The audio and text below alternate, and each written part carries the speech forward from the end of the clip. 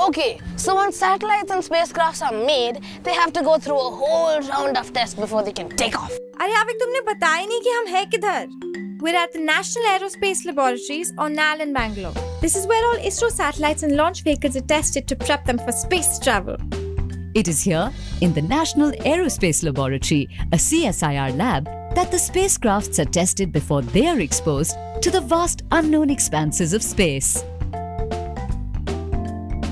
Here's a model of a space vehicle. Before it's launched, it has to be tested for strength and stiffness so that it can follow its set flight path. This is the ground vibration test. Even F1 cars go through this test, but for space vehicles, it's not done here. They have to go through a whole series of other tests. Khyati and Aavik check out the wind tunnel facility at the National Aerospace Laboratory. Wow, ये कमरा कितना बड़ा है. That mammoth structure over there is a wind tunnel. It's filled with compressed air. Let's see how it works. Come, Aavik. This mammoth trisonic wind tunnel is quite amazing. The scaled model of the space vehicles are brought here and are subjected to high wind speeds. Then the reactions are captured using different techniques. The wind speed here can reach to over 4 times the speed of sound. This helps us by giving us the information to whether the vehicle can cope with atmospheric stress while taking off and flying in the air. They then check out the acoustic test facility. We're here at the acoustic test facility. Yet another round of testing. Here's how it works. They bring the launch vehicle in parts and then they subject it to huge amounts of sound to see how it reacts. A bit like coping with Aavik, handling large levels of sound. In this reverberation chamber, the spacecrafts are subjected to extremely high-intensity sound. A specially developed generator creates sound in ranges above 2 kHz, and then observations are made on how the spacecraft copes with that level of sound. Wondering how it works? Well, any spacecraft is subject to high levels of sound during launch and flight through the atmosphere. So they have to make sure that the sound doesn't damage the spacecraft. Satellites also have to be really light, so there's always a risk of them cracking due to extreme noise conditions. So it's kind of like an end-term exam. If you pass, then you can take off. 5, 4, 3, 2, 1, take off! The takeoff is the last step of a long journey. A huge amount of research and science needs to come together before a spacecraft can actually take off. Special equipment like high-end magnetometers, altimeters, cameras, etc. need to be specially developed to withstand the temperature and strain they will need to undergo during a space trip. Much research is being done in developing new propellants too. Propellants, which can be solid, liquid or gaseous, make up a large part of the weight of a rocket. Today, attempts are being made to work out an environmentally friendly propellant. Scientists are trying to use wax or a combination of aluminium powder and water. And if we continue to travel far into space and to interstellar planets, new advanced materials will be needed for spacecraft construction. For example, heat shields that will protect the spacecraft as it re-enters Earth's atmosphere at higher speeds than before. Some scientists are even trying to come up with a self-healing craft so hairline cracks can heal themselves. Coming up after the break, Aavik and Khyati learn more about satellites and see one actually being tested in a special area. And keep watching to see if you can answer the fun question of the day on space.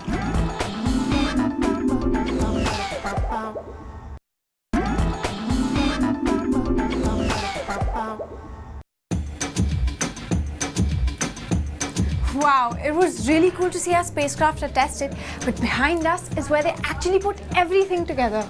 This is the clean room. It's where the satellites are assembled and tested. And it's called the clean room because, well, it's really clean. The level of environmental pollutants like dust and microbes is really low. Even we're not allowed inside.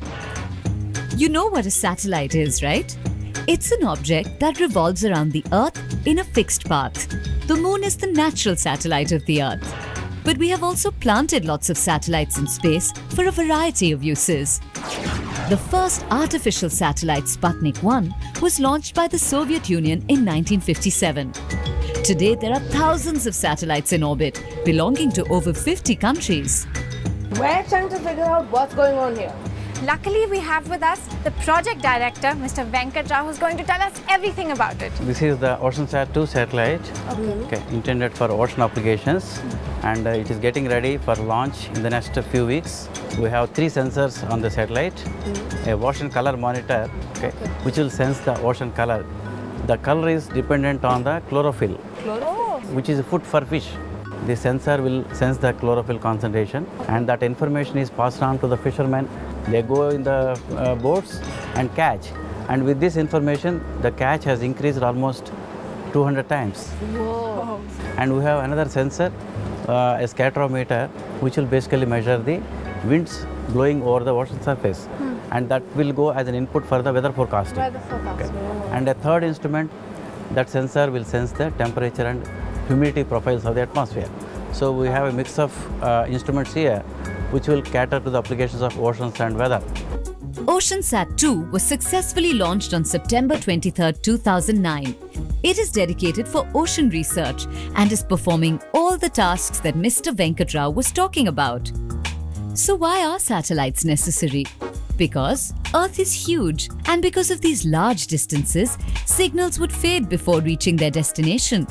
For example, if we want to send a signal from New Delhi to London, we send it to a satellite, and this reflects it to London. This way our signals do not get lost and communication is taken care of. Satellites can take different kinds of orbits too. The most common is the geostationary orbit. This means that the satellite is positioned at an exact height above the Earth, about 36,000 kilometers. At this height, they rotate around the Earth at the same speed as the Earth rotates. So in effect, they remain stationary.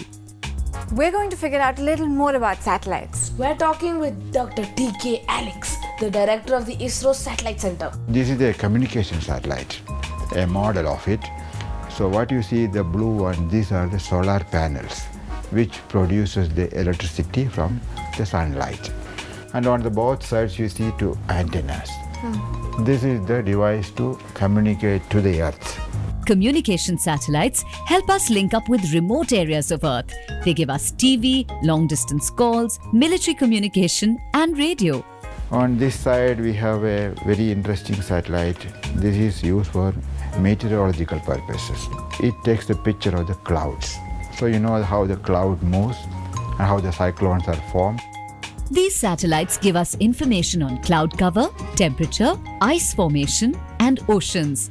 In fact, we'd have no weather updates without these. And on this side is our famous Chandrayaan 1. So these are different instruments which covers different spectrum of the electromagnetic waves, like colors. Okay. Sun gives X-ray, gamma ray, everything comes from the sun. And that falls on the moon's surface and comes out. And when it comes out, this Chandrayaan will pick up that. And if you study that X-ray, you will know from which mineral it came from. Lunar satellites like Chandrayaan give us data: geological, chemical, mineral, and visual. And this helps us better understand the vast expanses of space. And then there are navigation satellites that help us, well, locate anything. Initially used largely for sea and air traffic, today's satellite navigation is a vital facilitator of everyday activity for individuals, governments, and corporations. Today's technology can pinpoint your position within a few meters. And the receiver technology is small enough to be incorporated into the electronics of a car or even a mobile phone. Satellites के बिना we wouldn't have our daily weather reports, our long distance calls और TV. पर satellite को आजकल गांव-गांव में पढ़ाने के लिए भी यूज करा जा रहा है. Let's find out more about EduSat, India's first satellite exclusively meant for education. EduSat has been developed to meet the demand for an interactive satellite-based distance education system. Since schools and colleges in rural areas are still underdeveloped in India, these satellites can help connect schools in villages with bigger schools in cities, helping students and teachers interact and learn through broadcasts and video conferencing. I wonder what ISRO's future plans are. Maybe another mission to the moon or to other planets. ISRO has a whole slew of projects lined up in the next few years. Chandrayaan-2 is India's next mission to the moon, scheduled for 2013. ISRO is also planning a mission to Mars, as well as asteroid explorations. But the most exciting news for space junkies is that ISRO plans a manned mission by 2015.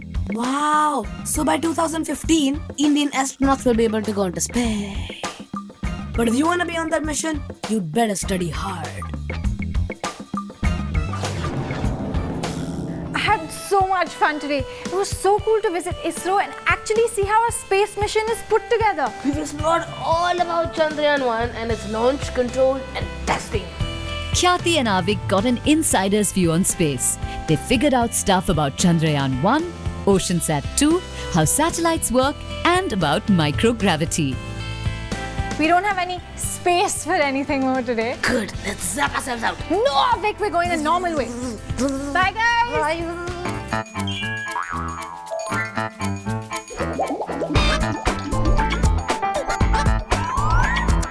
Đích tàu theo cái tính nó